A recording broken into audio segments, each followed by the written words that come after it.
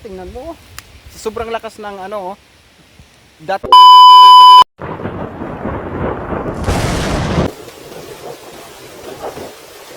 So ayan guys, ito yung sitwasyon yun. Oh grabe.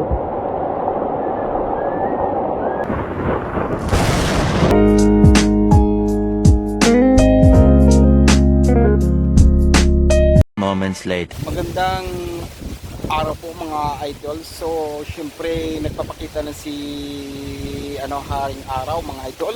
So libutin natin mga idol yung yung lupain namin, at nandito pala ako mga idol sa lupain namin, nagbisita ng bagyong Christine. So ito mga idol yung update sa amin sa lupain. So nandito po kami sa lupain namin. So tingnan natin. Marami pong mga idol yung laglaga ng mga laglaga ng buko. Tapos yung mga abaka namin guys, medyo naputol at may mga puno din na napuputol. Sa sobrang kasing lakas idol ng sobrang lakas ng hangin dito sa Bicol. Buti nga idol, hangin lang. Yung sa ibang lugar sa boundary po ng mga sa Naga City, ang nagsalanta po sa kanila mga idol, yung baha. Marami, dami. At nagpapasalamat kami mga idol kasi ito lang ang dumaan sa amin, hindi baha, hindi landslide, talaga hangin. Kaso yung mga pananim mga idol, kawawa na mga idol yung mga pananim, lalo na dito sa Caramon area and Presentation area, kawawa po mga idol, yung mga saging, yung mga hindi mga kukus, yung mga idol, yung alam mo about abakayan mga idol, kawawa talaga, sobra talaga. So libutin natin mga idol. Sige, libutin natin. Ito na pala mga idol yung mga mga nalaglaga ng mga nyug, yung mga ay na buhay pala mga idol yung mga manok ko. My God, sobra. So thank you God. Kasi nandito yung mga manok ko.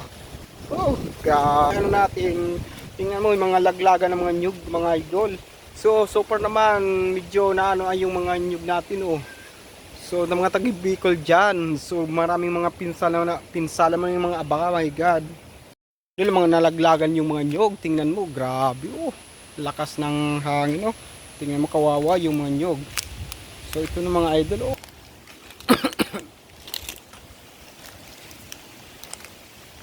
grabe idol, mga sobrang lakas ng hangin mga idol. So tingnan mo yung nangyari tong Jimmy na tingnan mo sobrang lakas ng dating nakatayo, ngayon nakahiga na idol. Sobra talagang ng bagyong Christine yan mga idol. Sobra kawawa yung mga taga Bicol naman yung mga bunga ng nyug laglagan, yung mga natin, tingnan mo idol grabe kalakas. Ganito yung kalakas dito sa Bicol mga idol, ganito kalakas